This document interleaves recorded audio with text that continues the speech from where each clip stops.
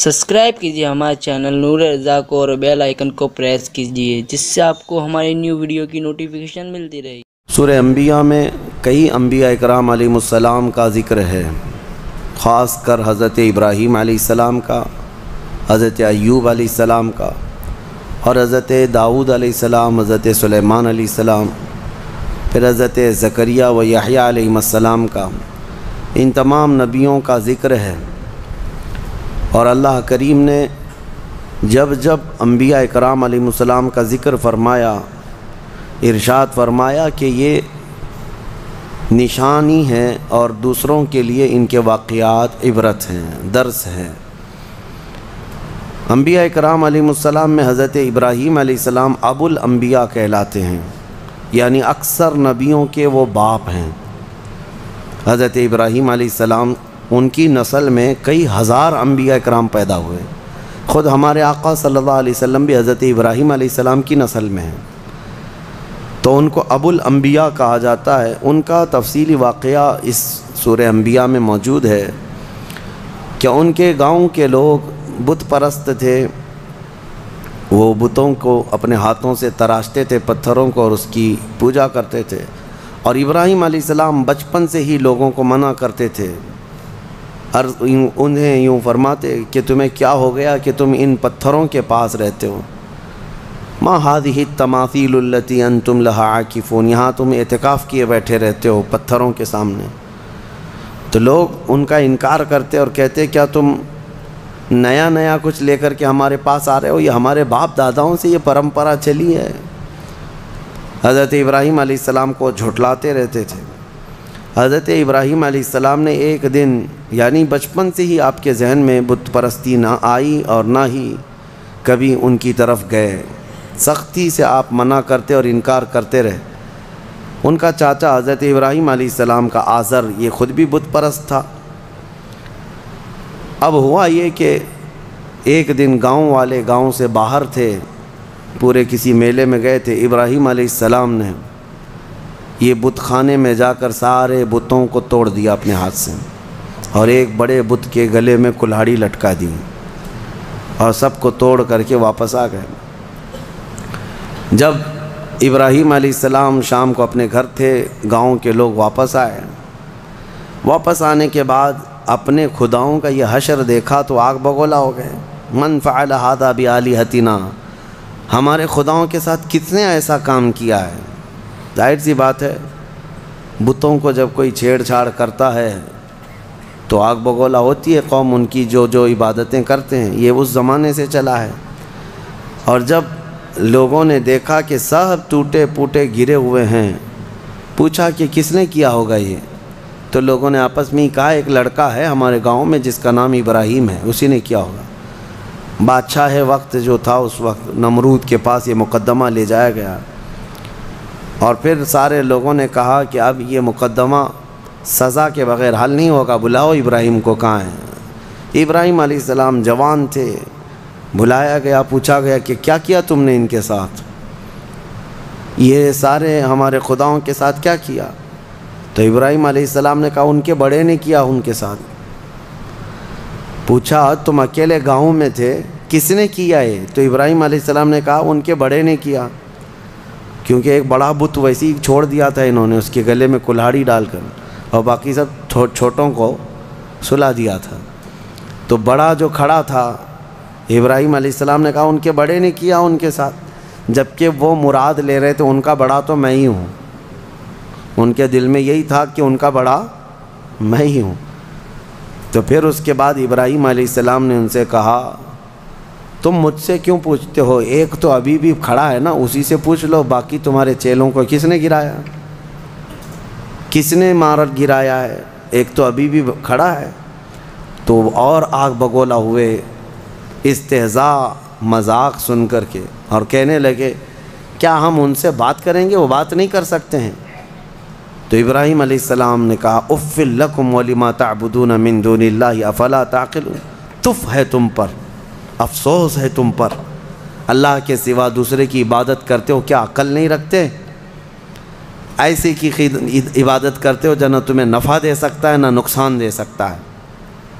یہ ابراہیم علیہ السلام نے ان کو کہا تو وہ اتنے آگ بگولا ہوئے، اتنے غصے میں آئے کہ سبوں نے کہا حرقوہ، ابراہیم کو آگ میں جلاؤ، ایسے نہ چھوڑو، آگ میں جلاؤ۔ وانصروا آلہتکم ان کنتم فاعلین، پھر اپنے اپنے خداؤں کی مدد کرو۔ سارے لوگ اعلان کرنے لگے، دیکھو ہمارے خداؤں کے ساتھ اس نے ایسا کیا۔ حیرت کی بات ہے کہ خداؤں کو توڑ مارا ہے انہوں نے، اور ان کے بندے سزا دے رہے ہیں، اور خدا کچھ نہیں کر رہا ہے ان کا۔ جس کو مارا وہ کچھ نہیں کر رہا ہے، اور جو پوجا کرنے والے ہیں وہی سزا دینا چاہتے ہیں۔ میرے عزیزو، یہاں رک کر کے ایک بات عرض کرنا چاہتا ہوں۔ ابراہیم علیہ السلام کی آل میں، جیسے کہ اس سے قبل کی تفسیر میں بھی میں بتایا، تاریخ یاد کرو، ایک کرنٹ سچویشن میں آپ کو بتاؤں، دغلی پالیسی۔ ابراہیم علیہ السلام کے ایک بیٹے اسحاق علیہ السلام ہیں، ان سے پوری بنی اسرائیل ہے، جو آج یہودی بھی ہیں یا اپنے آپ کو بنی اسرائیل کہتے ہیں۔ اور دوسرا پورا عرب، میرے آقا صلی اللہ علیہ وسلم اور پورا عرب، یہ بنی اسماعیل ہے۔ یہ کیا ہے؟ دو باتیں یاد رکھیں، کیونکہ ابھی ایک نیا شوشہ چھوڑا جا رہا ہے، ایک نئی بات آئی ہے، وہ میں آپ کے سامنے رکھ رہا ہوں، ایک بنی اسرائیل اور ایک بنی اسماعیل۔ ابھی جو ہے انہوں نے ایک نیا وہ شروع کیا ہے امریکہ میں، سعودیوں کو، اماراتیوں کو، بحرینیوں کو لبھانے کے لیے، کہ ہم لوگ جو ہے نا کزن ہیں، ہم لوگ جو ہیں کزنز ہیں، یعنی ابراہیم علیہ السلام کے بیٹے کی اولاد ایک اسحاق علیہ السلام کے اور یہ اسماعیل علیہ السلام کے، اور دونوں ریلیجین کو، یعنی اسلام کو اور جیوز جتنے ہیں اور عیسائی ہیں، یہ سب آپس میں یہ کہہ رہے ہیں کہ بھائی بھائیوں کا دین ہے، سب کا دین ایک ہی ہے اوپر جا کر کے۔ تو یہ شوشہ چھوڑ، اور یہ میں آپ کو ایسی بات نہیں کر رہا ہوں، اب اس پر بڑے بڑے سیمینار اور کانفرنسیں ہو رہی ہیں۔ سعودی بھی اس بات پر اب متفق ہونے جا رہے ہیں کہ ہم سب دین ابراہیمی پر جمع ہو جاتے ہیں، جتنے ابراہیم علیہ السلام کے دین پر تھے سب جمع ہو جائیں گے۔ اب اس میں یہودی بھی آ گئے، عیسائی بھی آ گئے، مسلمان بھی آ گئے۔ لیکن حقیقی بات یہ ہے کہ دین ابراہیمی پر اگر کوئی آج قائم ہے تو وہ صرف امت محمدیہ ہے، مصطفیٰ کریم صلی اللہ علیہ وسلم کی یہ امت مسلمان قائم ہے، کیونکہ ابراہیم علیہ السلام کے متعلق قرآن میں جگہ جگہ اللہ نے فرمایا کہ ان ابراہیم کان امتا قانتا للہ حنیفا، وہ دین حنیف کہتے ہیں سیدھے دین پر قائم تھے، سیدھے راستے پر، شرک میں مبتلا نہیں تھے ابراہیم علیہ السلام۔ دو خداؤں کا ذکر، ابراہیم علیہ السلام کا جو دین تھا وہ یہی دین ہے جس پر آج ہم عمل پیرا ہیں۔ اب یہ جو کزنز کا مطلب آیا ہے، یہ اس بات کے لیے بھی آیا ہے کہ بیت المقدس کے لیے کیوں لڑ رہے ہو، کیوں لڑ رہے ہو؟ یہودیوں کے ہاتھ میں ہے نا، عربوں کو چپ بٹھانے کے لیے، کہ تمہارے ہاتھ میں مکہ ہے، مدینہ ہے، تمہارے کزنز کے ہاتھ میں بیت المقدس ہے۔ تو چچا بھتیجے یعنی چچیرے بھائیوں کے درمیان اگر کوئی چیز رہ جائے تو کیا فرق پڑتا ہے؟ انہوں نے اس طرح سے اس کو ڈائیورٹ کر دیا ہے، چچیرے بھائیوں کی لڑائیاں ہیں۔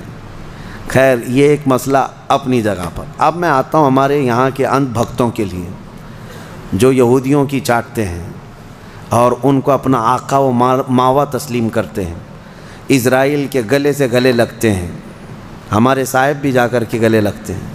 آپ کو پتہ ہے اسرائیل کے پرائم منسٹر سے بڑی گہری دوستی ہے، لیکن ان کو پتہ نہیں اسرائیل کے سارے لوگ بتوں کو توڑتے ہیں، بتوں کی پوجا نہیں کرتے۔ وہ یہودی ہے نا، تو یہ ان سے پوچھیں کہ تمہارے باپ داداؤں میں سے، یا خاص طور پر ابراہیم علیہ السلام نے تو بتوں کو توڑ مارا تھا، تو یہ وہاں پر نہیں سوال کریں گے، کیونکہ یہودی ہیں، پاور ان کے پاس ہے، تو گلے لگ جاؤ، گلے لگ جاؤ، جہاں جہاں پاور دکھے گا وہاں پر گلے لگ جاؤ، اور جہاں غریب ہیں وہاں گائے کا پیشاب یاد آئے گا، وہی پورے جنگ کا ذریعہ بن جاتا ہے۔ ہاں، بیسک وجہ یہاں پر بن جاتی ہے۔ بہرحال یہ دغلی پالیسی ہے۔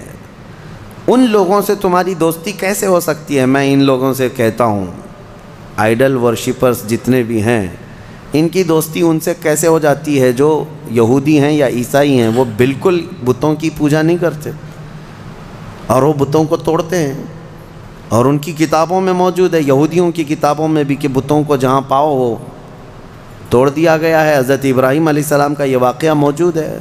تو پھر ان کی دوستی کیسے ہے؟ مجھے حیرت ہوتی ہے، کسی نے ابھی پھر سے وہ پاکھنڈی گستاخ رسول کی بک سن کر کے مجھ سے کہا کہ وہ پھر کہہ رہا ہے کہ ان کو فتح کرنا ہے، ساری دنیا میں ان کا دھرم قائم کرنا ہے، صرف اور صرف جو ہے بابری مسجد پر کافی نہیں ہے، وہ کہہ رہا ہے مکیشور بھی حاصل کرنا ہے۔ مکیشور، مکہ مکرمہ اور خانہ کعبہ کو کہہ رہے ہیں کہ وہ ایک بہت بڑے دیوتا کا مندر تھا، وہاں پر پتہ نہیں تھا، اور گنگا جل جو ہے وہ وہاں پر بھی زمزم کے روپ میں بہہ رہی ہیں۔ کہاں سے کہاں توڑ مروڑ کر کے کس کی گردن کس کو بٹھاتے ہو؟ عادت سی ہے، کبھی ہاتھی کو توڑ کر کسی پہ بٹھا دو، عادت سی ہے۔ ارے کہاں زمزم اور کہاں تم کی اصاف اور نائلہ دو بت تھے مکہ میں۔ یہ صفا اور مروہ جو پہاڑیاں ہیں نا، اس پہ کیا تھا؟ صفا پہ ایک بت تھا، مروہ پہ ایک بت تھا، اصاف اور نائلہ۔ یہ دو کون تھے پتہ ہے؟ تاریخ میں یہ بتایا گیا یہ دونوں دو عاشق تھے قبیلہ بنو جرہم کے، اور ایسے کہ یہ چھپ چھپ کر کے اپنے خاندانوں سے گناہ بھی کرتے تھے، زنا بھی کرتے تھے، اور ان کے خاندان والوں نے جب دونوں پر پابندی لگا دی تو ایک بار یہ حج کے قافلے میں آئے اور خانہ کعبہ کے پاس بھی انہوں نے بدکاری کی کوشش کی۔ ابھی کوشش کر رہے تھے تب اللہ تبارک و تعالیٰ نے ان پر عذاب نازل فرمایا اور ان کے پورے جسم پتھر کے بن گئے تھے۔ تو برسوں تک ان کے اسی جسم کو لوگ کھڑا کرتے تھے اور ان پر جوتیاں مارتے تھے۔ پھر دھیرے دھیرے دھیرے دھیرے شیطان لوگوں کے دلوں میں یہ بات ڈالنے لگ گیا کہ یہاں جو بھی صفا مروہ پر صحیح کرتا ہے ان کو چھو کر کے جانا ہے۔ کچھ لوگ چھونے لگے، بعد میں پھر پوجنے لگ گئے، پھر نبی پاک صلی اللہ تعالیٰ علیہ وسلم نے ان کو بھی توڑ کر پھینک دیا۔ یہ تاریخ تھی۔ جو خانہ کعبہ کی طرف برائی کا ارادہ کیا وہ دھسا دیا جائے گا قیامت تک بھی۔ جسے اگر یہاں بیٹھ کر کے بہت شوق ہے تو نکلو اپنے گوفے میں اور جاؤ، اور پھر دیکھو اللہ تبارک و تعالیٰ کے عذاب کس طرح سے تم پر برستے ہیں۔ اللہ کریم اپنے خانہ کعبہ کی ہر زمانے میں حفاظت فرمائے گا۔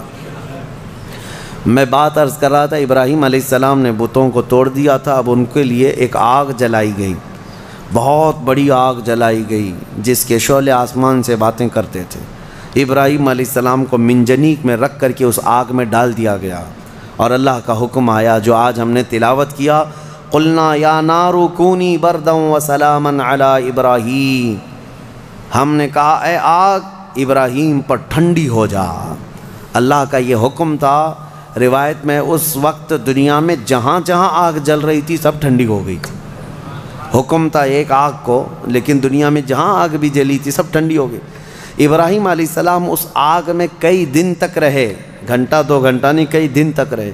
جب آگ ٹھنڈی ہو گئی ابراہیم علیہ السلام اس راکھ سے اپنے کپڑے جھاڑتے ہوئے باہر تشریف لائے۔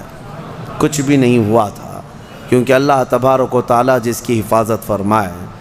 ابراہیم علیہ السلام کو آگ نہ جلائی، پھر لوگوں نے جب یہ دیکھا معجزہ تو آپ پر ایمان لے آئے۔ پھر حضرت ابراہیم علیہ السلام وہ عراق کا شہر بابل ترک کر دیا، وہاں سے نکل کر کے پھر آپ مصر تشریف لائے، فلسطین کی سرزمین جو اس وقت مصر کا حصہ ہوا کرتی تھی، وہاں پھر آپ رہنے لگے۔ اور پھر حضرت اسماعیل علیہ السلام، اسحاق علیہ السلام کی پیدائش کا جو معاملہ آگے بڑھا، وہ پھر اس اپنے وطن کو ترک کرنے کے بعد ابراہیم علیہ السلام کا جو اصلی شہر ہے وہ بابل ہے، جس کو بیبیلون کہا جاتا ہے۔ عراق میں آج بھی وہ شہر ہے، دنیا کی سب سے پرانی سٹی، اولڈسٹ سٹی جس کو کہتے ہیں بیبیلون، بابل ہے وہ ابراہیم علیہ السلام کی پیدائش کا مقام ہے۔